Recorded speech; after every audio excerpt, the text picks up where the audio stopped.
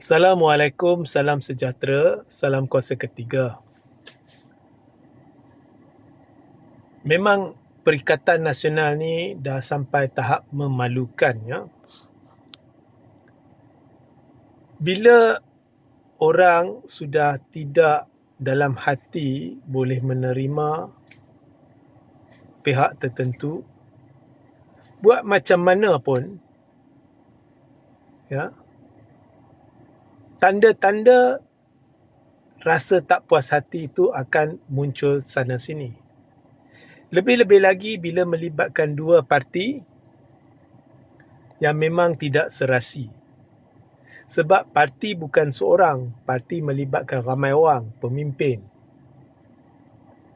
So, sana sini akan berlaku kenyataan-kenyataan sumbang, tikam menikam, pijak memijak yang tidak berkesudahan, yang dibuat di umum menandakan keretakan dah kronik. Saya pernah beritahu kan, kalau betul PAS dengan Bersatu ni dia harmoni, dia duduk di bawah payung Perikatan Nasional dan dia bersekutu dan bersedia menghadapi pilihan raya. Apabila seorang dari Bersatu nak sampaikan mesej kepada seorang dari PAS di kalangan pemimpin, dia tak buat kenyataan umum. Dia angkat telefon, dia panggil. Atau dia ada grup WhatsApp atau Signal atau Telegram. Mereka akan komunikasi sebab mereka sekutu. Kalau terpaksa nak sampai mesej dengan membuat kenyataan umum yang dipetik oleh media, maknanya keadaan dah teruk, ada keretakan. Itulah kebodohan pemimpin-pemimpin dalam Perikatan Nasional yang tidak sedar bila mereka buat begitu, mereka sedang sampaikan satu mesej kepada pengundi muda, especially yang menjadi majoriti pada PRU 16 yang dapat berfikir. Korang kata nak bersatu, nak Melayu bersatu. Korang ni duk berpecah, bergaduh macam anjing dan kucing. So, terkini Muhyiddin menunjukkan tahap kebencian dia terhadap Hamzah dengan berkata orang tak layak duduk sebagai ketua pembangkang. Sebenarnya yang tak layak komen ialah Muhyiddin Yassin. Sebabnya, dan Muhyiddin menekan kepimpinan tertinggi perikatan, maknanya PAS lah.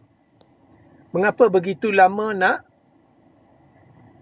tukar ketua pembangkang? Nah, pertama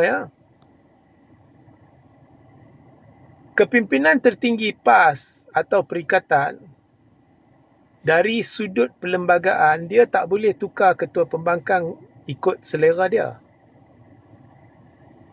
Dia perlu merujuk kepada ahli-ahli parlimen. Sebab ketua pembangkang adalah atas kehendak majoriti ahli parlimen pembangkang. Jadi jika majoriti ahli parlimen pembangkang kekal mahukan Hamzah,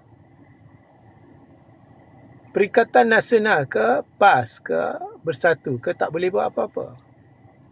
Dan setakat yang saya maklum, majoriti ahli parlimen baik dari Bersatu mahupun PAS mahu Hamzah sebagai ketua pembangkang.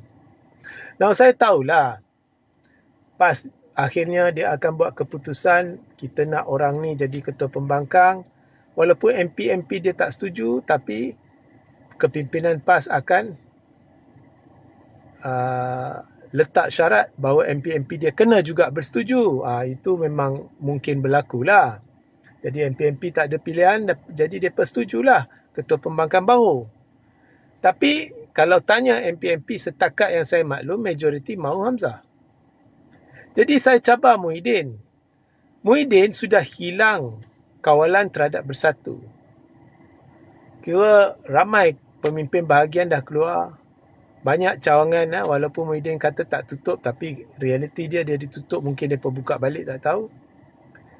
Setakat risikan yang saya dapat, even sebelum perpecahan berlaku, even sebelum Hamzah dipecat, banyak kawasan bahagian Bersatu di seluruh Semenanjung dah lama seolah-olah di bahagian tersebut dah tak wujud, tak bergerak, tak aktif. Apatah lagi bila ramai pemimpin dah keluar. Ini menunjukkan penolakan terhadap kepimpinan Muhyiddin sudah lama. Okey. Ada Wazi Azmi minta saya komen, ya. Boleh tak tuan ulas pasal beberapa orang pembangkang akui kesilapan dan mohon maaf pada Fahmi Fazil? Okey, di hujung saya komen. Ya. So ramai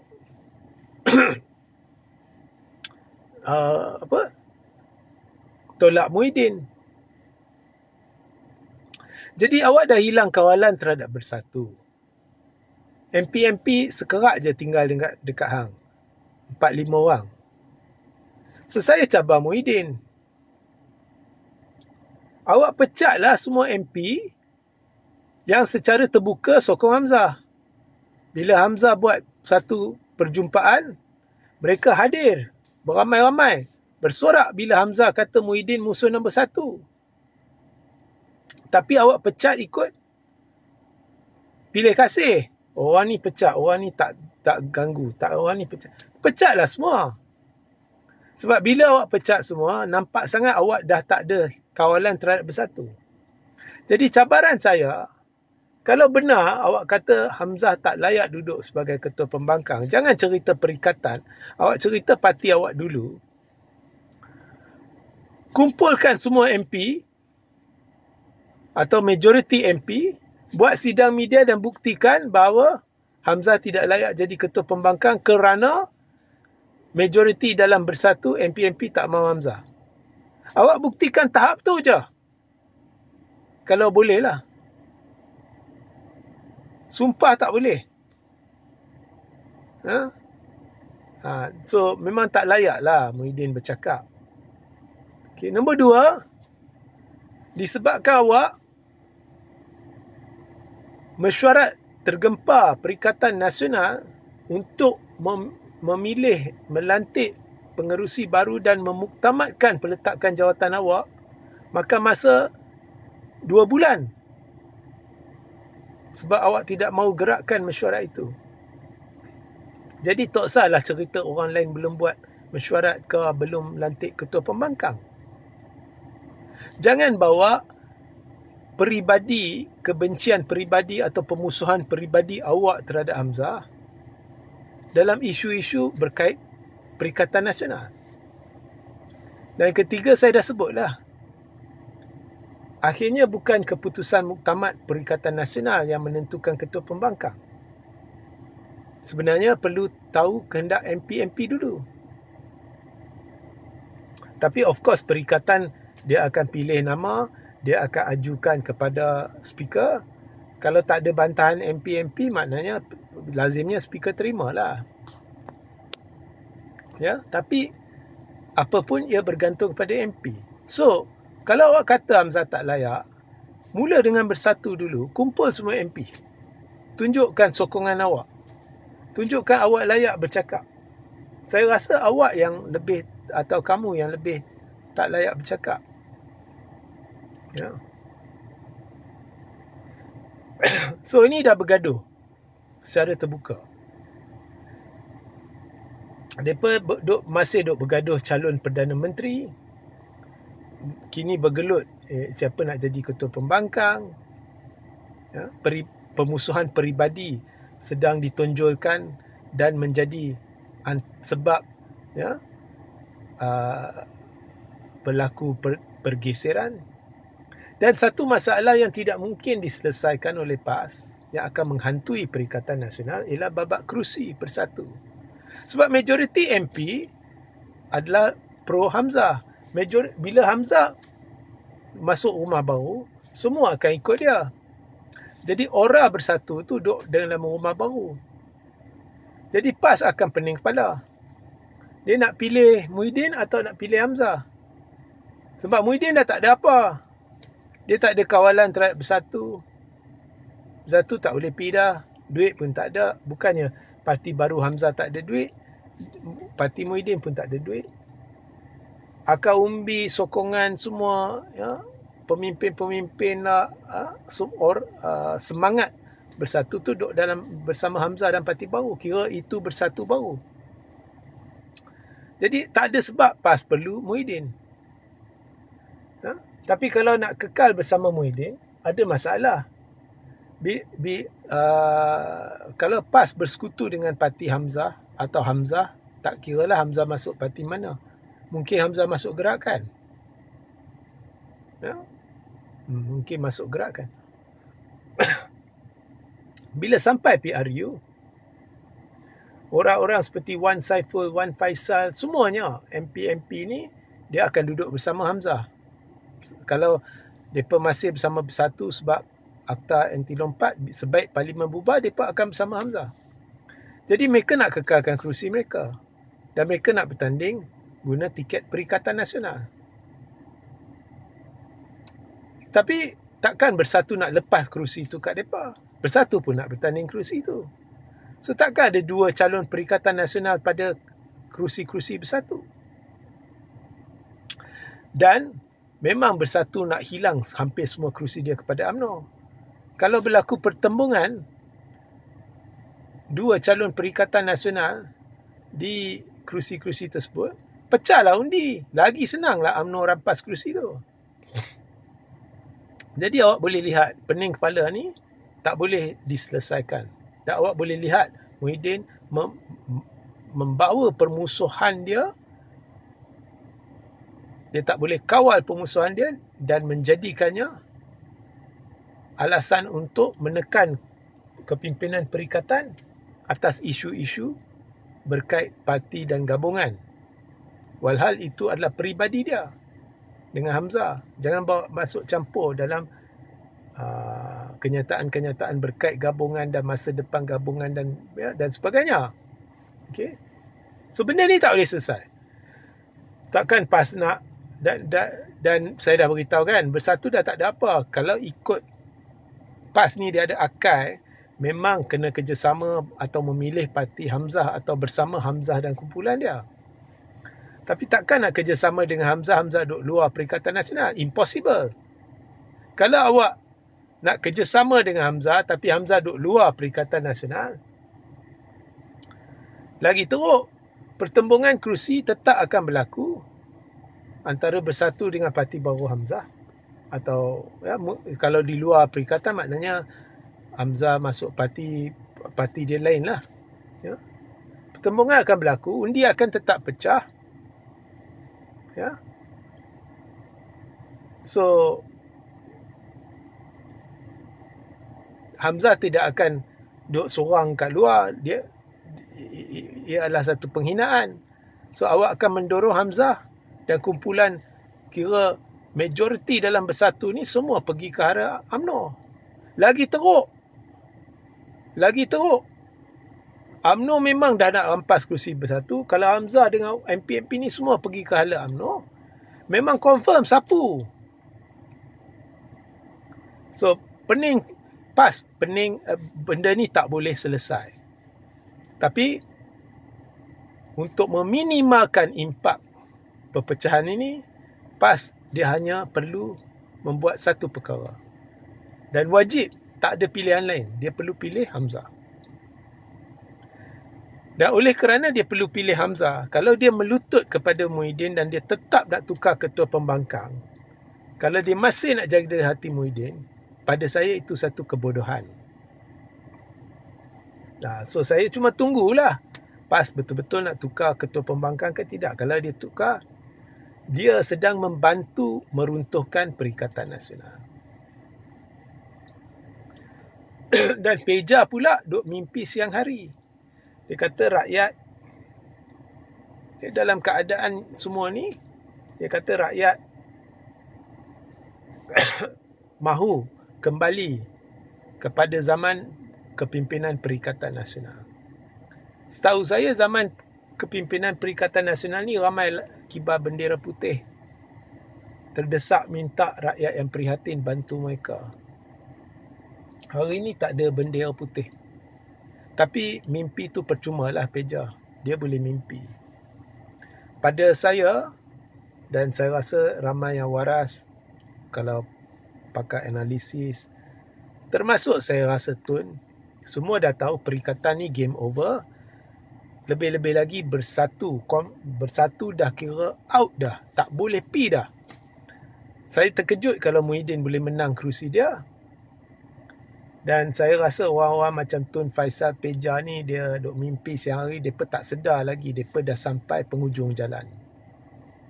Dan saya tak terkejut di sebalik tabir, mungkin Azmin duk bincang dengan kumpulan-kumpulan PKR dan lain-lain, sebab orang macam Azmin semestinya dia dapat tahu keadaan dah teruk, perikatan akan menjunam. So, kalau saya jadi Azmin, saya dah mula bincang lah dengan orang-orang tertentu. Di sebalik tabir ada plan A, plan B, plan C. Ya. So, anyway. So, Wazi Azimi, dia sebenarnya dalam satu posting, tadi pun dia ada tanya, sekarang pun dia tanya, kira ni kali kedua dia tanya, boleh tak Tuan ulas pasal beberapa orang pembangkang akui kesilapan dan mohon maaf pada Fahmi Fadzil.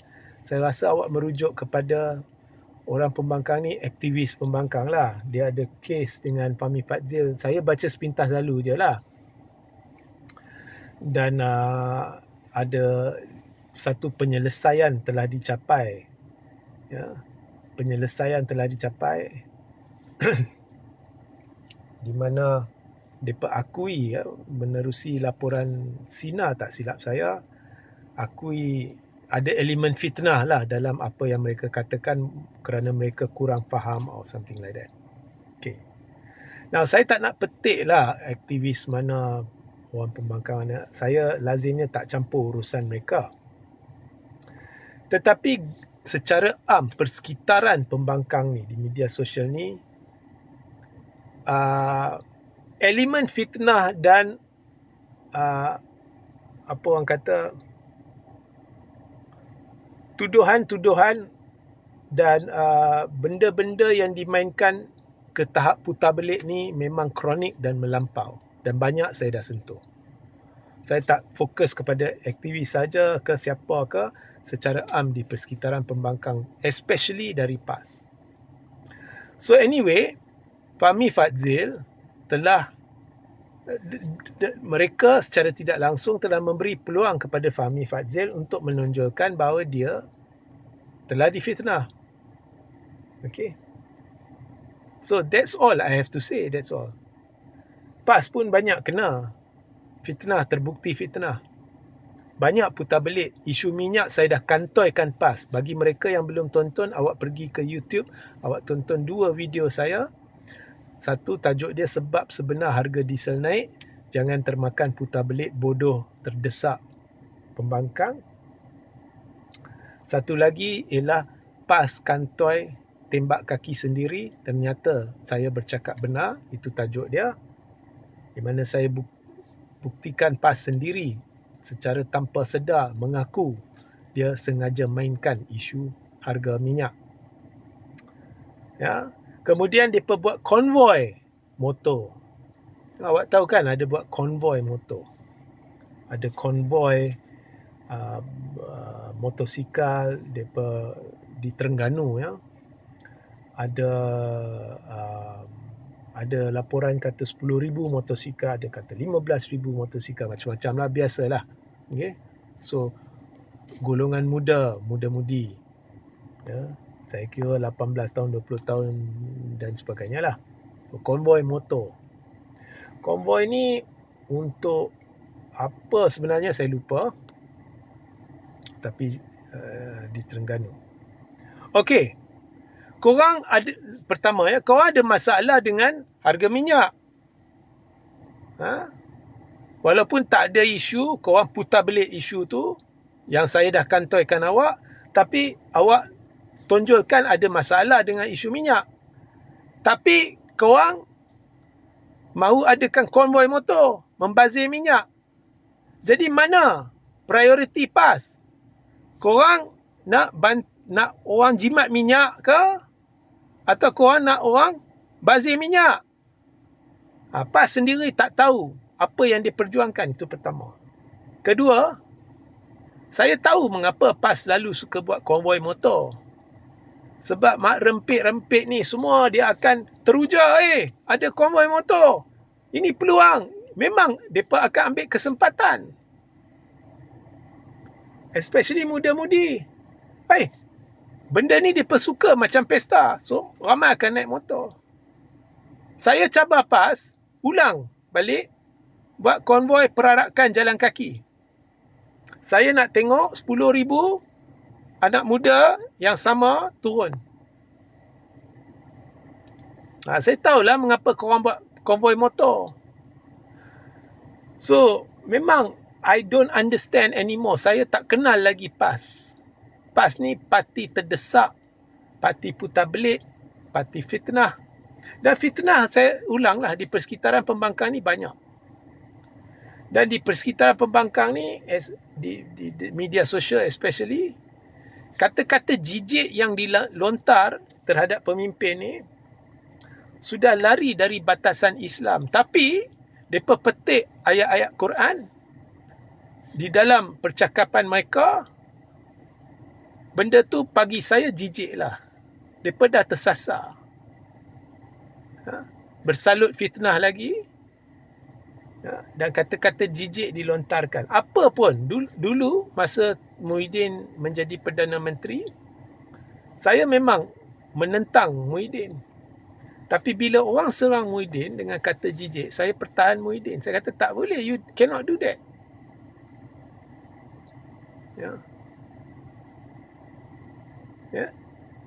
Even dulu, kalau masa nak pergi jumpa Fir'aun, orang yang nak pergi jumpa Fir'aun disarankan kamu kena, walau apa sekalipun, bila kamu pergi jumpa, kamu kena ikut cara-cara seperti awak layan seorang raja. Awak kena ikut dia. Awak kena ikut. You have to follow the protocol. Bila sahabat nak pergi jumpa Fir'aun, dia tetap raja. Awak perlu, bila pergi jumpa, awak tak boleh cakap ikut suka hati. You have to follow the protocol. So, mereka macam-macam gelarannya terhadap pemimpin, especially Anwar, kemudian type C lah, type apalah. That's why kalau ada orang di ruang komen, mereka kongsi caption daripada mana-mana individu ni atau video daripada mereka, terus saya sekat. Tak fikir walau sesaat pun. Lambatlah orang akan sedar. Okay. So, we leave them. Biarkan mereka akan hala tuju ke arah mana mereka menuju ni memang jelas lah. Okay. Dan orang-orang yang ikut ni, mereka ni dah duduk dalam kepompong ketaksupan dan fikir mereka adalah majoriti sebab dah hanyut dalam ketaksuban itu. Mereka tak sedar the reality around. So kita biarlah. Itu saja komen saya berkenaan kes-kes macam ni. Saya tak ambil pot lah dengan mereka persekitaran pembangkang ni. Baik, sehingga kita berjumpa dan satu kejayaan lah buat Fahmi Fadzil. Satu kejayaan buat Fahmi Fadzil actually. Dia dah buktikan dalam kes tu dia tak bersalah, dia difitnah. Itu je. Banyak lagi macam ni. Even pemimpin PAS di Perak 2 kali kantoi fitnah. Banyaklah. Mereka ni putar belit dan fitnah ni berpisah tiada lah bagi saya lah. Okay. Dah kronik lah. Right, sehingga kita berjumpa di lain masa. Assalamualaikum, salam sejahtera, salam kuasa ketiga.